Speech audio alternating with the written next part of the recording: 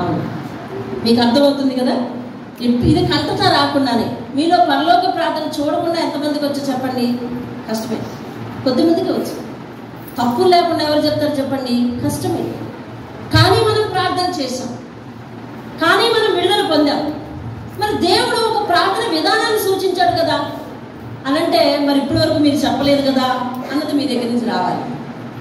నిజమే, నేను చెప్పలేదు కదా, అసలు ప్రార్థన ఇలాగే చేయాలి. ఇదిగో మీరు ఇలాగ ప్రార్థించుడి. చూడండి అక్కడ 9వ వచనం, కాబట్టి మీరు ఇలాగ ప్రార్థన చేయుడి అని దేవుని సూచన ఉంది. రైట్ ఉండండి, ఇలాగ ప్రార్థన చెయ్యండి అని చెప్తున్నాడు. ఇక కంటిన్యూషన్ ఉంది. కానీ ఇప్పటి వరకు ఈ ప్రార్థన విధానం తెలియకుండానే మనం ప్రార్థన చేసామా లేదా? చేసాం. సమాధానం వచ్చిందా లేదా? వచ్చింది. ప్రార్థన విధానం ఇదే అయితే ఈ విధానం తెలియకుండానే చేసిన ప్రార్థన సంగతి ఏంటి? కొంతమంది జీవితాల్లో ఈ ప్రార్థన ఒక కంటత అయిపోయింది. ప్రార్థన చేయడం అంటే ఖచ్చితంగా 3 సెకండ్లు ఇదే మాటలు గబగబా గబగబా నోటితో చెప్పి ఆమేన్ అని చెప్పి ముగించిన వారి జీవితాలు కూడా చాలా ఉన్నాయి. ఇప్పటి వరకు వారి జీవితంలో ప్రార్థన అంటే 3 సెకండ్లు, 3 వాక్యాలు. దేవుడు అక్కడ చెప్పినవి ఏంటంటే, పరలోకమందున్న మా తండ్రి, నీ నామము పరిశుద్ధపరచబడును గాక, నీ రాజ్యము వచ్చును గాక, పరలోకమందు నీ చిత్తము నెరవేరినట్లు భూమి మీద కూడా నీ చిత్తము నెరవేరును గాక, మా అనుదిన ఆహారము మాకు దయచేయము, మా రుణస్తులను మేము క్షమించిన ప్రకారము మా రుణములను క్షమించుము అని ప్రార్థన చేయడానికి ఎంతసేపడుతుంది? చకచక.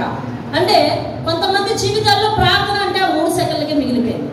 కొంతమంది జీవితాల్లో ప్రార్థన అంటే కొన్ని మందిరాల్లో ఆశీర్వాదం తీసుకునేటప్పుడు చేయాల్సిన ప్రార్థనగా ఇది మిగిలిపోయింది. ఇంతకీ ఆశీర్వాదంగా చేయాల్సిన ప్రార్థన ఇది, లేదా నిత్యము చేయాల్సిన ప్రార్థన ఇది, ఖచ్చితంగా చేయాల్సిన ప్రార్థన, లేకపోతే చేయకపోయినా పర్వాలేదునా అనే విషయాలకు దేవుడు ఈరోజు మనతో మాట్లాడబోతున్నాడు. దేవుని స్తోత్రం. హల్లెలూయా. మనందరికీ వారి వారి ధోరణిలో ప్రార్థన విధానం తెలుసు. దేవుడు ఇక్కడికి వచ్చేసరికి చెప్తా ఉన్నాడు ఒక విధానాన్ని.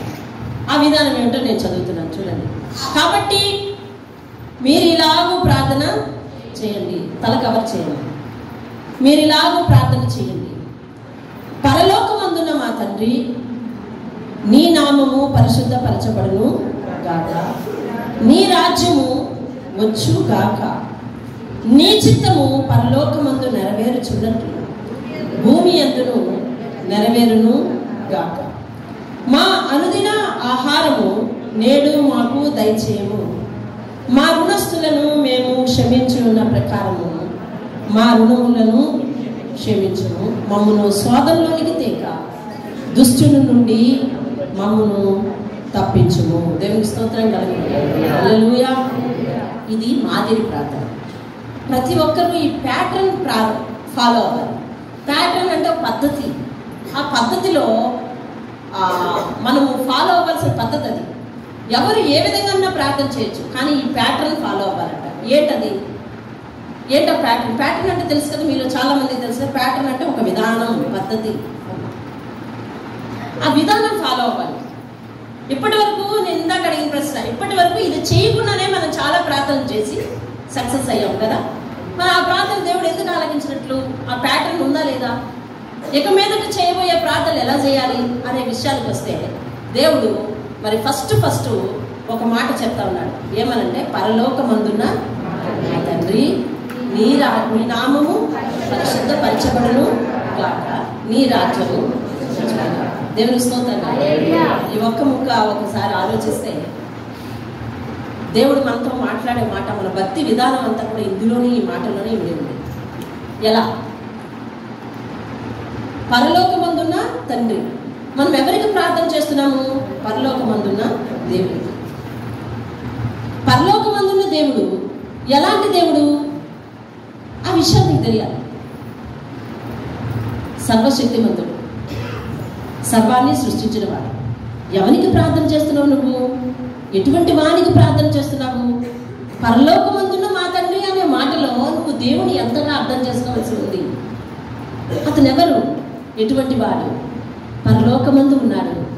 ఎందుకున్నాడు? పరలోకానికి అధిపతి కాబట్టి ఉన్నాడు. ఏం చేస్తాడు? నిన్ను పరలోకానికి తీసుకుని వెళ్తాడు. దేవుని స్తోత్రం. ఆ పరలోకమందున్న మా తండ్రి అని అడ్రస్ చేయడంలో నువ్వు దేవుని యొక్క స్థితిగతులను జాగ్రత్తగా అర్థం చేసుకోవాలి. నెక్స్ట్ వెరీ నెక్స్ట్ సెంటెన్స్ మనం ఏం చెప్పాలంటే, నీ నామము పరిశుద్ధపరచబడును. ఎవరో పరిశుద్ధపరిచేది? దేవుని నామాన్ని ఎవరు పరిశుద్ధపరిచేది? ఆయన నామాన్ని పరిశుద్ధపరచాలి, పరిశుద్ధత తేవాలి ఆయన నామానికి అని అంటే మన ప్రవర్తనే కదా దాని మీద ఆధారపడి ఉంది. ఆలోచించవా? మనము దేవుని దగ్గరికి ప్రార్థన చేయడానికి వచ్చేసరికి ఆయనతో ఇలా అనాలంట, పరలోకమందున్న మా తండ్రి. పరలోక పట్టణం ఎలాంటిది? అది పరిశుద్ధమైన పట్టణం. పరలోకమందున్న దేవుడు ఎటువంటి వాడు? పరిశుద్ధమైన వాడు. ఇప్పుడు ఆ విషయాలు నీకు పైనున్న సంగతులు అర్థం కావాలి. ఎలాంటి దేవుడు, ఎటువంటి దేవుడికి నువ్వు ప్రార్థన చేస్తున్నావు, అది ఎలాంటి లోకము, ఎలాంటి లోకాన్ని నీకు దేవుడు ఇవ్వబోతున్నాడు, ఈ విషయాలు నువ్వు పైనున్న సంగతులను ఆధారం చేసుకుని అర్థం చేసుకుని అప్పుడు ప్రార్థించాలి. దేవుడిని చాలా తేలిగ్గా తీసుకుని ప్రార్థించే లక్షణాలు మనకున్నాయి.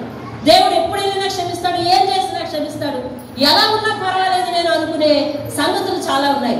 నిజంగా దేవుడు అస్తమాటం క్షమిస్తూ ఉన్నాడు కాబట్టి అస్తమాటం మన పాపంలో ఉండాలనా? కాదు. దేవుడు క్షమించువాడు కాబట్టి దేవుని యందు మనం చాలా ప్రేమగా ఉండాలి. దేవుని స్తోత్రం కలుగుతుంది. హల్లెలూయా. పరలోకమందున్న దేవుడు నీ కొరకు భూమి మీదకి దిగి వచ్చాడు అన్న సంగతిని గుర్తు చేసుకోవాలి. పరలోకమందున్న దేవుని విషయంలో నువ్వు బహు జాగ్రత్త కలిగి ఉండాలి. పరలోకమందున్న దేవునికి మరుగైనది ఏదీ లేదు అన్న సంగతిని జ్ఞాపకం చేసుకోవాలి. ఈ అన్ని సంగతులు నువ్వు అర్థం చేసుకొని అప్పుడు స్టార్ట్ చేయాలి. నెక్స్ట్ సెంటెన్స్ ఏంటది? నీ నామము పరిశుద్ధపరచబడును గాక. దేవుని స్తోత్రం కలుగును గాక. ఈ ప్రార్థన చేసే నేను నిత్యము నాకు ఏదైతే పాప అలవాటు ఉందో ఆ పాపపు అలవాటులో నేను మునిగిపోతూ, నాయనా నీ నామం పరిశుద్ధపరచబడును గాక, నీ నామం పరిశుద్ధపరచబడును గాక అని నేను ఈ గొంతెత్తి ప్రార్థన చేస్తుంటే నా సాక్ష్య జీవితం తెలిసిన వాళ్ళు ఏమంటారు? ఈమె దేవుని నమ్మిందే కానీ దేవుడు ఈమె పాప జీవితాన్ని మార్చలేకపోయాడు అనంట. అంటారా లేదా? అప్పుడు దేవుని నామానికి పరిశుద్ధత వచ్చిందా? నా నామం నా వలన, నా ప్రవర్తన వల్ల దేవుని నామానికి ఏమొచ్చిందండి? అవమానం వచ్చింది. పరిశుద్ధపరచబడును గాక నేను ప్రార్థన చేస్తున్నాను, ప్రవర్తించిన ఎలా ప్రవర్తిస్తున్నాను? అవమానం వచ్చేటట్టు ప్రవర్తిస్తున్నాను. సరిపోయిందా? పొంతన కుదిరిందా? పొంతన కుదిరిందా? కుదరలేదు. అంటే పరలోక ప్రార్థన అనేది ఎప్పుడు కూడా దేవుడు చెప్పే ఈ మోడల్ ప్రార్థన ఏదైతే ఉందో అది నోటితో కంఠస్థ చేసి వెళ్ళి వేసేది కాదు. అర్థమవుతుందా? మీకు అర్థమవుతుందా? కంగారు పడుతున్నానా? కన్ఫ్యూజింగ్ ఏమైనా ఉందా? అర్థం చేసుకోండి. ఇది నోటితో వల్లె వేసి గబగబా పలికి ఆశీర్వాదం ఇచ్చినప్పుడో లేదా అత్యవసర సన్నివేశాలలో పలికే ప్రార్థన మాత్రం కాదు. ఇది భక్తి జీవితంలో అణువణువున ఆలోచిస్తూ మన జీవితం ద్వారా దేవునికి మహిమ వచ్చేటట్లు నడుచుకోవలసిన ప్రార్థన. తెలుస్తుంది? హల్లెలూయా. నీకు అర్థమవుతుందా? నడుచుకోవలసిన ప్రార్థన. పౌలు దేవుని దగ్గరికి వచ్చాడు. వచ్చిన తర్వాత దేవుని దర్శనం అతనికి కలిగింది. దేవుని సంఘాలను హింసించడానికి వెళ్తా ఉన్నాడు. అతనికి దేవుని దర్శనం కలిగింది. ఆ దేవుని దర్శనాన్ని చూసి ఆ తరువాత అతని కళ్ళు మూసుకుపోయాడు. 3 రోజులు అట్లానే ఉండిపోయాడు. దేవుని సేవకుడిని పంపించి ఆ కళ్ళు శుభ్రం చేయించాడు. ఇప్పుడు అతను చూడగలుగుతున్నాడు. లేచి ఎలా ఉన్నాడు అని అంటే మారిన మనిషిగా ఉన్నాడు. ఇప్పుడు బయటకు వచ్చి ఏం మాట్లాడుతున్నాడు అంటే దేవుని మాట మాట్లాడుతున్నాడు. ఏం చేస్తావయ్యా అంటే దేవుని సేవ చేస్తాను అంటున్నాడు. ఇప్పుడు అతనిలో పాతలో ఉన్న హింస కానీ పాతలో ఉన్న ప్రవృత్తి ఏదైనా కానీ అదంతా కూడా నశించిపోయింది. ఇప్పుడు అతడు ఏం చేసినా ఎలా బ్రతికినా దేవుని కొరకే బ్రతుకుతాను అంటా ఉన్నాడు. ఇప్పుడు అతని జీవితం నుంచి దేవునికి ఏమొస్తున్నది? మహిమ వస్తుంది. ఒక పాపి జీవితాన్ని దేవుడు ఏం చేశాడు? పరిశుద్ధపరిచాడు. పరిశుద్ధపరచబడిన వ్యక్తి ఇప్పుడు అంటున్నాడు, అయ్యా నీ నామం ఎల్లవేళలా పరిశుద్ధపరచబడును గాక. హల్లెలూయా. నీ జీవితం ద్వారా దేవునికి పరిశుద్ధత రావాలి. నీ జీవితం ద్వారా దేవునికి మచ్చ రాకూడదు. మన ప్రార్థన విధానం ఒకలాగా, మన ప్రవర్తన ఒకలాగా ఉండటానికి వీల్లేదు. ఇది పెదవంతో చేసి లేకపోతే కంటతో చేసి లేకపోతే ఆశీర్వాదం చివరిలో చేయవలసిన ప్రార్థన కాదు. ఇది మన జీవితాల్లో అణువణువున అనుసరించవలసిన ప్రార్థన. ఇది దేవుని స్తోత్రం. ఏమంటున్నాడు? నీ నామము పరిశుద్ధపరచబడును గాక. తర్వాత నీ రాజ్యము వచ్చును గాక. దేవుని స్తోత్రం కలుగును గాక. ఇప్పుడు దేవుని ఎవరిష్టం నెరవేరుతుంది? చెప్పాలి. ఎవరిష్టం నెరవేరుతుంది? దేవుని ఇష్టం నెరవేరుతుంది. దేవుని ఇష్టం నెరవేరుతున్నప్పుడు మనం దేవుని పరిపాలన ఉన్నప్పుడు మనం అందరూ ఎవరిష్ట ప్రకారం నడుస్తాము? ఇప్పుడైతే ఎవరిష్ట ప్రకారం నడుస్తున్నాము? నిజం చెప్పండి. ఎవరిష్ట ప్రకారం. మరి ప్రార్థన ఏమని చేస్తున్నావు? నీ రాజ్యము, నీ రాజ్యము. ఎవరిష్టం నడుస్తుంది? చెప్పండి. మిమ్మల్ని ఎందుకు రెస్పాండ్ అవ్వమంటాను అని అంటే ఆ సత్యాన్ని మీ నోటితో మన నోటితో ఒప్పుకోవాలి. ఎవరిష్టం నడుస్తుంది ఇక్కడ? నీ ఇష్టం నడుస్తుంది, అంతే కదా. ఏం రావాలని అంటున్నావు నువ్వు? ఎలా వస్తుంది? ఆయన మాటకు నువ్వు సాగిల పడకపోతే దేవుని రాజ్యం ఎలా వస్తుంది? నువ్వు వచ్చుగాక అంటే అయిపోయేది కాదు ఇక్కడ. అంటే ఆయన మాట ప్రకారం నడవలసింది ఎవరు అంటే ప్రార్థన చేయబోయే నేనే ముందు ఆయన మాట ప్రకారం నడవాలి. దేవుని స్తోత్రం. హల్లెలూయా. ఆయన రాజ్యం వచ్చునుగాక. ఆయన రాజ్యంలో దేవదూతలు, కోట్లాది కొలది దేవదూతలు, 24 పెద్దలు, 4 జీవులు, సింహాసనాన్ని ఆవరించుకున్న జీవులు అన్నీ కూడా దేవుణ్ణి స్తుతిస్తూ పరిశుద్ధుడు పరిశుద్ధుడు పరిశుద్ధుడు అని స్తుతిస్తూ ఆయన ముందు సాగిలపడి ఆరాధిస్తూ ఉన్నాయంట. దేవుని స్తోత్రం. హల్లెలూయా. అక్కడ ఎవరి ఇష్టం నెరవేరుతుంది? పరలోకంలో దేవుని ఇష్టం నెరవేరుతుంది. 1000 ఏళ్ల పాలన భూమి మీదకి వచ్చింది కదా. ఎప్పుడు వచ్చింది? ప్రకటన గ్రంథ ధ్యానాలు విన్నవారు చేతి చూపించండి. ఓకే. 1000 ఏళ్ల పాలన గుర్తుందా? అదే అండి. ఎప్పుడు వెళ్ళిపోయిందండి అంటారా? 1000 ఏళ్ల పాలనలో దేవుని ఇష్టమే నెరవేరింది. అవునా? అక్కడ ఎట్లాగే ఉన్నారంట? విడినాగులు చంటి పిల్లలు కలిపి ఆడుకున్నారంట. ఇదిగో విత్తనాలు విత్తేవాడు ముందు పోతా ఉంటే వెనకాతల పనులు కోసేవాడు వెంటనే వచ్చి పనులు కోసాడంట. అంత అద్భుతమైన రాజ్యం అది. దేవుని స్తోత్రం కలుగుతుంది. సురక్షితమైన రాజ్యం, సస్యశ్యామలమైన రాజ్యం, శాంతి సమాధానాలు నిలవ ఉన్న రాజ్యం అది. అలాంటి రాజ్యము ఎవరు పరిపాలిస్తున్న రాజ్యం? అది దేవుడు పరిపాలిస్తున్న రాజ్యం. అంటే దేవుడు పరిపాలిస్తున్న రాజ్యంలో ఏముండాలంటే కక్షలు ఉండకూడదు, కార్పణ్యాలు ఉండకూడదు, ప్రార్థన ఉండాలా, దేవునికి స్థుతి ఉండాలా, దేవుని ఇష్టం ప్రకారం నడిపించాలా, దేవుడు చేయమన్నట్టుగా చేయాలా, దేవుని ఇష్టానికే ఓటు జరగాల, దేవునికి సాగిల పడతా ఉండాలి. ఇది ఆయన రాజ్యం. అలాగే నా జీవితంలో జరుగుతుంది అనుకోండి. నా జీవితంలో ఎవరి రాజ్యం ఉన్నట్టు లేదు. నా ఇష్టానుసారంగా నేను నడుచుకుంటున్నా, నా ఇష్టం వచ్చినట్టు నేను ప్రవర్తిస్తున్నా, నాకు ఎలా తోస్తే అలా నడుస్తున్నా. ఇప్పుడు దేవుని రాజ్యం ఉన్నదంటారా? లేదు. కానీ నేను ఏమని ప్రార్థన చేస్తున్నాను చెప్పండి? నీ రాజ్యము వచ్చునుగాక. దేవుని స్తోత్రం కలుగుతుంది. నీకు అర్థమవుతుందా? ఆ చేసే ప్రతి ప్రార్థనలోనూ నీవు మార్చుకోవలసింది, నీవు అనుసరించవలసిందే ఎక్కువ. చేసే దానికన్నా నీ చేతలు, నీ క్రియలే ఎక్కువ. నీ నామం పరిశుద్ధపరచబడునుగాక అని ప్రార్థిస్తున్నావంటే అయ్యా నీ పరిశుద్ధ నామానికి మచ్చ రాకుండా ప్రవర్తిస్తాను ప్రభు అని చెప్పగలగాలి. దేవుని స్తోత్రం. నీ రాజ్యం వచ్చునుగాక అని ప్రార్థన చేస్తున్నావు అని అంటే అయ్యా నీవు చెప్పినట్టుగానే నడుస్తాను ప్రభు, నీ ఆధీనంలో నేను ఉంటాను ప్రభు, నీ స్వాధీనంలో ఉంటాను ప్రభు అని చెప్పగలగాలి. దేవుని స్తోత్రం కదా. మీ అందరికీ సొలొమోను తెలుసు కదా.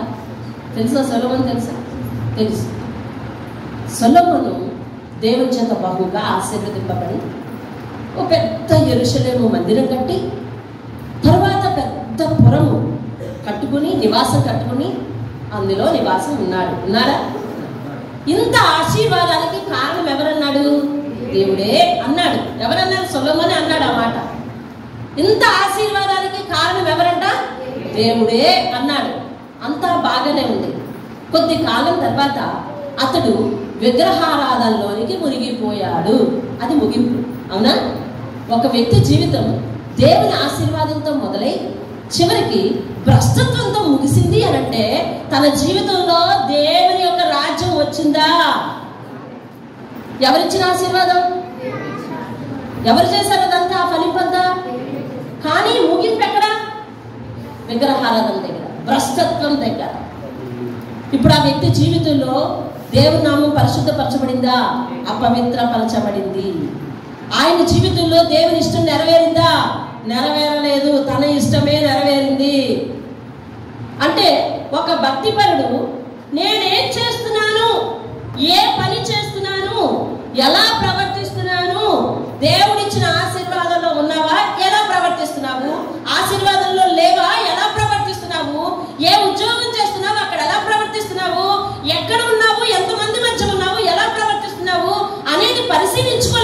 లేకపోతే దేవుని నామము అపరిశుద్ధపరచబడుతుంది, దేవుని రాజ్యం నీ మధ్య ఉండదు.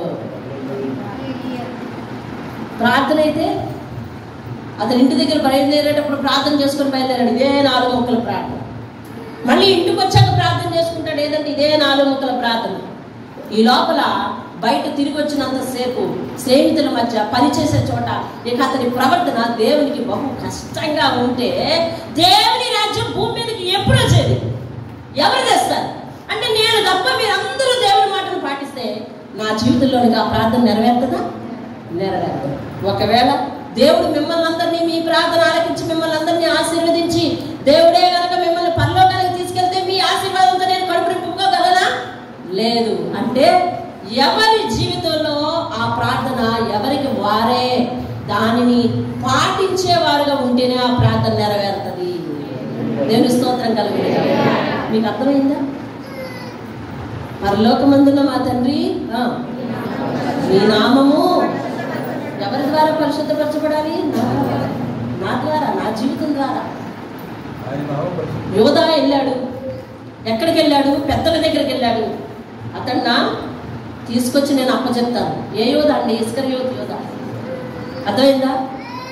అతన్నా నేను తీసుకొచ్చి అప్పచెప్తాను అన్నాడు. తీసుకొచ్చి అప్పగిస్తాను కాబట్టి నాకు డబ్బులు ఇవ్వండి అన్నాడు. ఇచ్చారు డబ్బులు.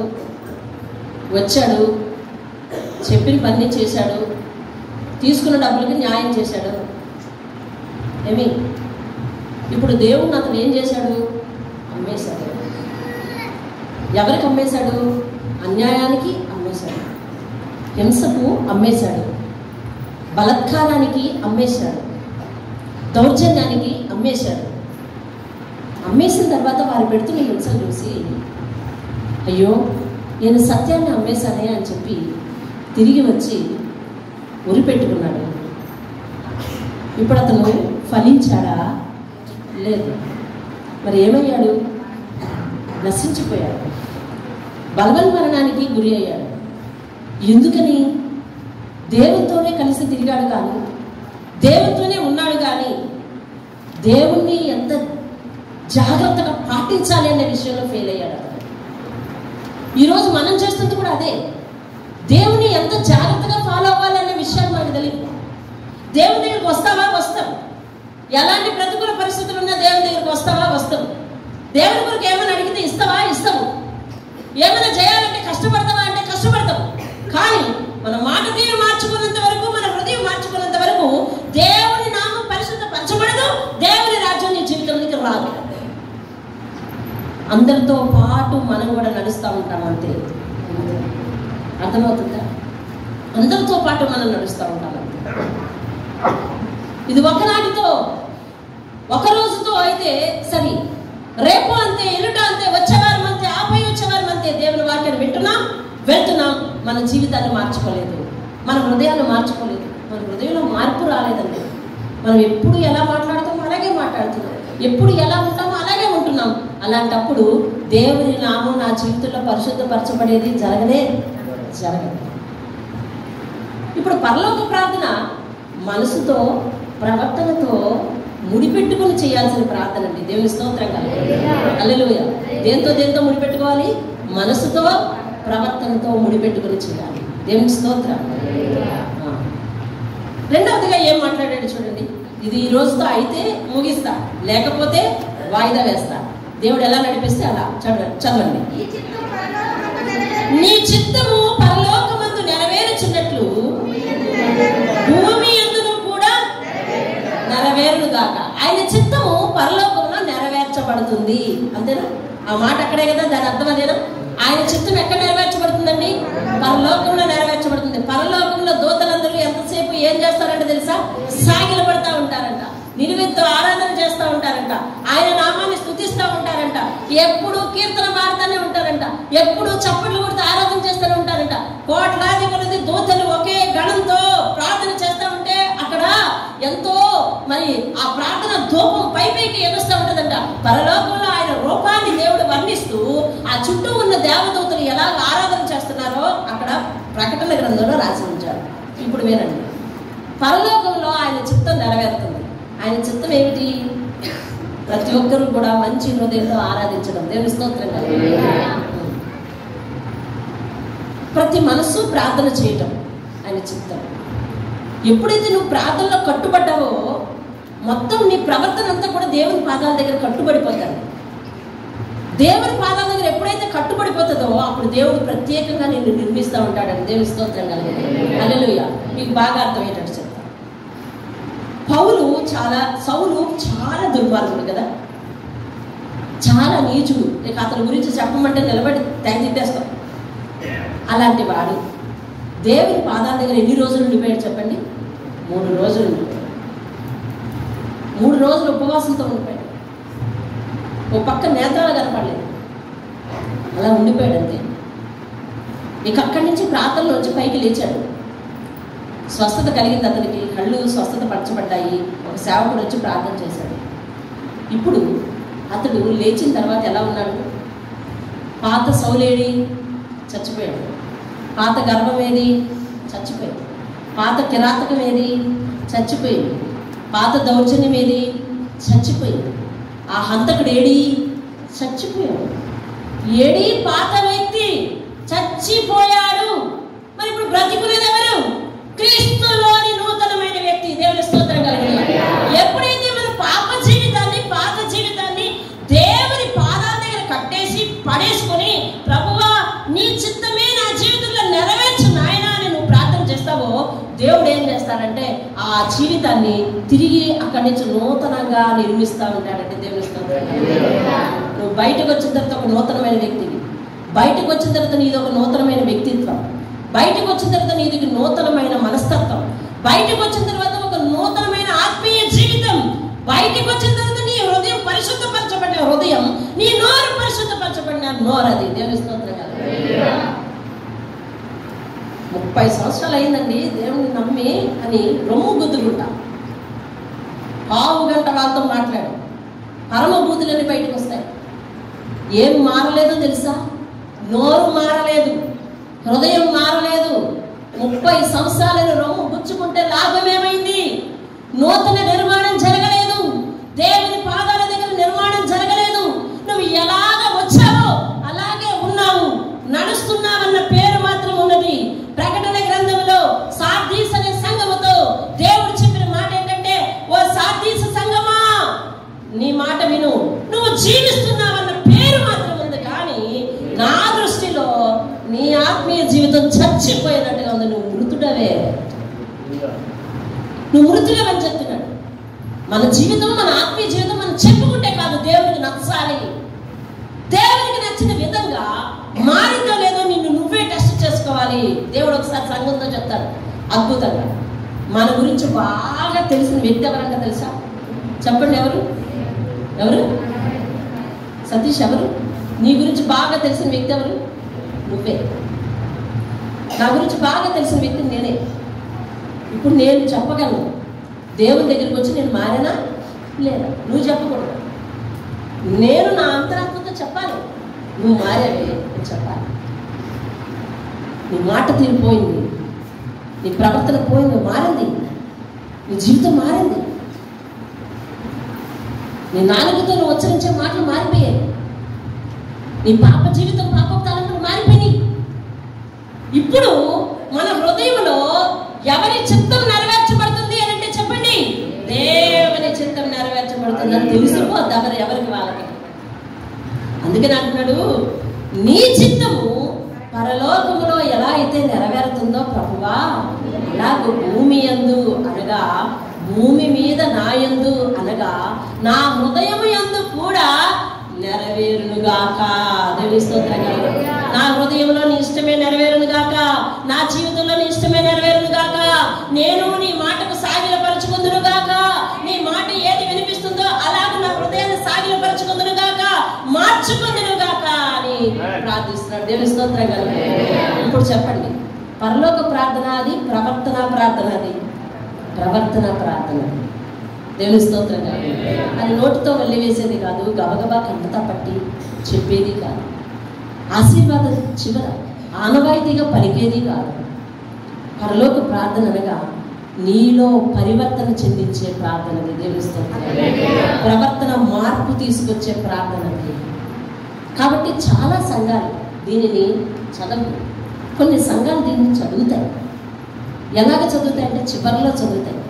ముందు చదవలనా వెనక చదవలనా అనేది సమస్య కాదు, దానిని ప్రవర్తించి చూపించాలి, అది సమస్య.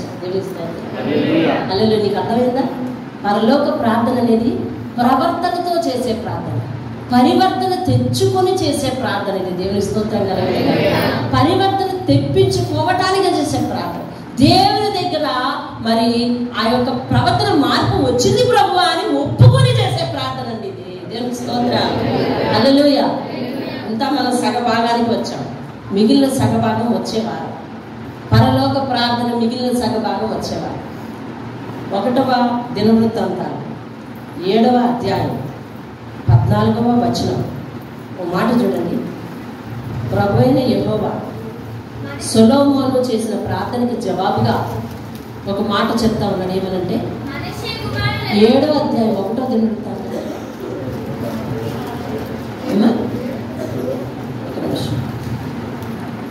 1వ దినవృత్తాంతాలు 7వ అధ్యాయం 14వ వచనం. నా పేరు పెట్టబడిన ఈ జనులు, అక్కడ కూడా ఉంది చదువు. నా పేరు పెట్టబడిన నా జనులు తమ్మును తాము తగ్గించుకుని నన్ను వెదకి. చాలు చాలు చాలండి. అక్కడ 2వ దినవృత్తాంతాలు 7వ అధ్యాయం 14వ వచనం. 2వ దినవృత్తాంతాలు 7వ అధ్యాయం 14వ వచనంలో సొలొమోను ఇలాగే మందిరం కట్టి, కిందటి వారం మనం చదివాం, మందిరం కట్టి చాలా సుదీర్ఘమైన ప్రార్థన చేసి ముగించిన తర్వాత సొలొమోనుకి దేవుడు కలలో ప్రత్యక్షమై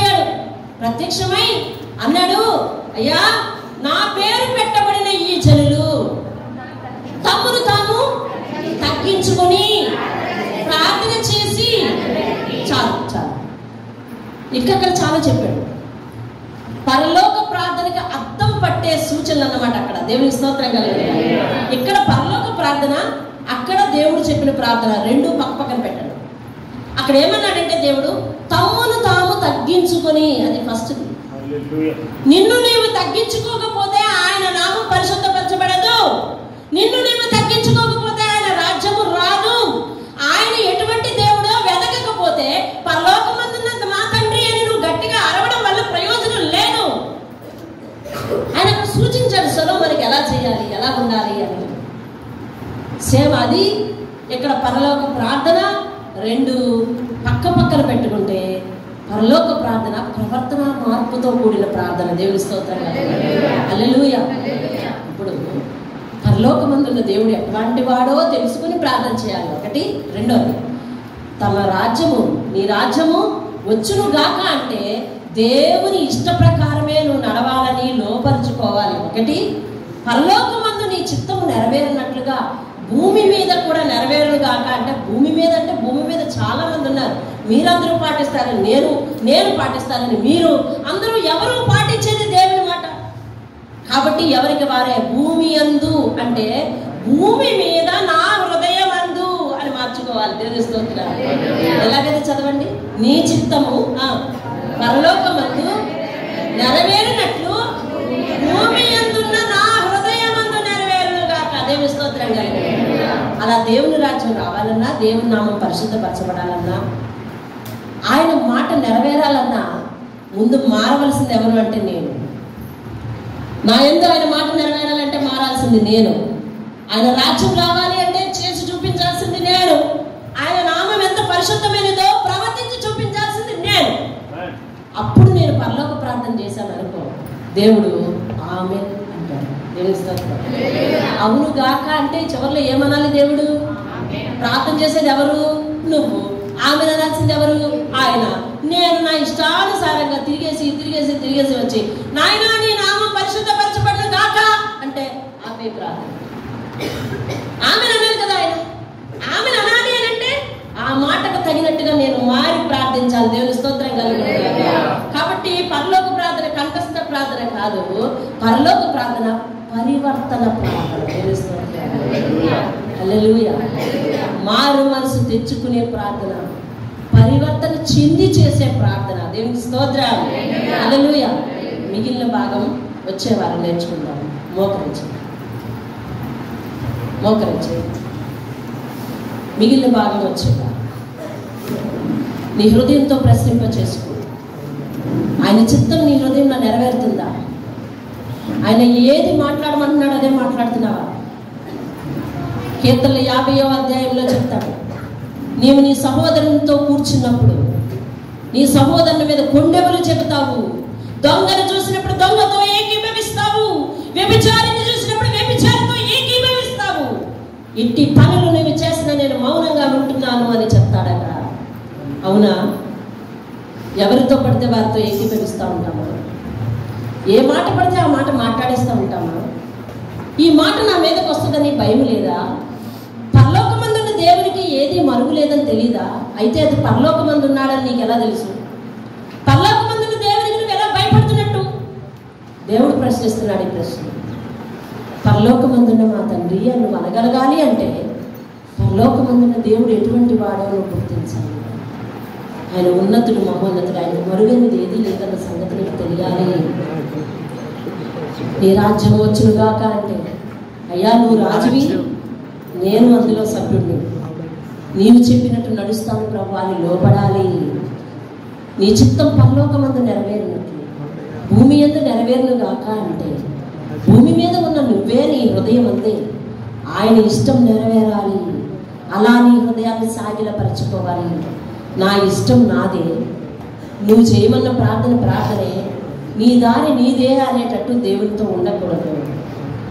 ఎన్ని సంవత్సరాలైనా పర్వాలేదు, వెనక వచ్చిన వాడు వాక్యాన్ని గురి పట్టుకున్నాడు అంటే మారి తీరతాడు. 25 సంవత్సరాల నుంచి 30 సంవత్సరాల నుంచి ఉన్న నువ్వు వాక్యాన్ని దేవుణ్ణి గట్టిగా పట్టుకోలేదనుకో, నీలో మార్పు రాదు. అందుకనే దేవుడు చెప్పిన మాట ఏంటంటే, కడపటి వాడు మొదటి వాడవుతాడు, మొదటి వాడు కడపటి వాడవుతాడు అని చెప్పిన మాట అది. నీలో మార్పు రాలేదు, నీ హృదయ ఆలోచనలో మార్పు రాలేదు. ఎప్పుడు అదే రీతిగా మాట్లాడుతున్నావు, ఎప్పుడు అదే రీతిగా ఆలోచిస్తున్నావు. అయితే నీ జీవితంలో, నీ హృదయంలో దేవుని చిత్తం ఎలా నెరవేరుతుంది? అడిగిన కార్యాలకు దేవుడు అంటున్నాడు, అంటున్న కార్యాలు నీ జీవితంలో నెరవేరుతున్నాయి. అంత మాత్రాన దేవుని చిత్తం నీ జీవితంలో నెరవేరుతున్నట్ట? దేవుడిని ఎంతో ఆనందిస్తున్నట్ట? దేవుడు నిన్ను చూసి సంతోషిస్తున్నట్ట? పరలోకంలో ఆయన ప్రభుత్వం ఎలా ఉందో నీ హృదయంలో ఆయన ప్రభుత్వం అలా ఉందా? ఇవన్నీ ప్రశ్నించుకోవాల్సిన స్థితి ఉంది. పరలోక ప్రార్థన వల్లె వేసి చేసే ప్రార్థన కాదు.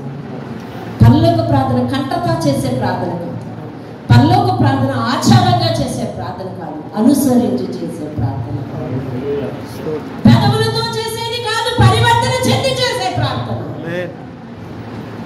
నీవు చేసే ప్రార్థనకి చివరిలో ఆయన ఆమెన్ అనాలి.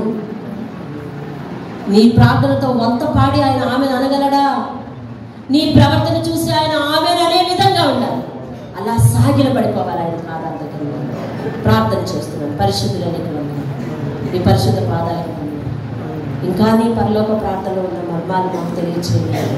నీ ఉద్దేశం ఏమిటో, ఏ ఉద్దేశంతో మమ్మల్ని ఆ ప్రార్థన చేయమన్నావు, ఎలాంటి మనసుతో చేయమన్నావు ఇంకా మాకు నేర్పునాయన. అటు ఉద్దేశాలు సవివరంగా మాకు మీ పరిశుద్ధాత్మని తోడుగా ఉంచు ప్రభువా.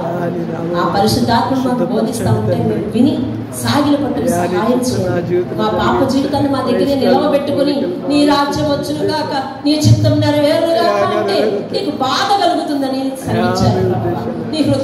నీ హృదయం ఆనందించడం లేదని సంగతి సెలవిచ్చారు నాయన. అందువల్ల నీకు మహిమ రావట్లేదని చెప్పారు ప్రభువా. ఇంకా మేము అనేక సంగతులు నేర్చుకోవడానికి సహాయం చేయాలి. మిగిలిన భాగం మేము వచ్చే వారు మాట్లాడుకుంటున్నాం. పరలోక ప్రార్థన నిజంగా మేము ఎలా చేయాలో నేర్చుకోవడానికి సహాయం చేయండి. సాగిల పడిపోవడానికి సహాయం చేయండి అయ్యా.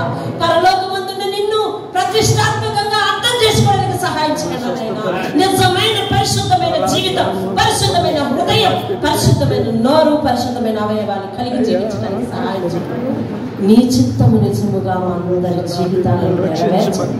యేసు నామములో అడిగి వేడుకుంటున్నాము తండ్రి. ఆమేన్. ఆమేన్. అందరికీ వందనాలు. రెండవ భాగం వచ్చేవారు.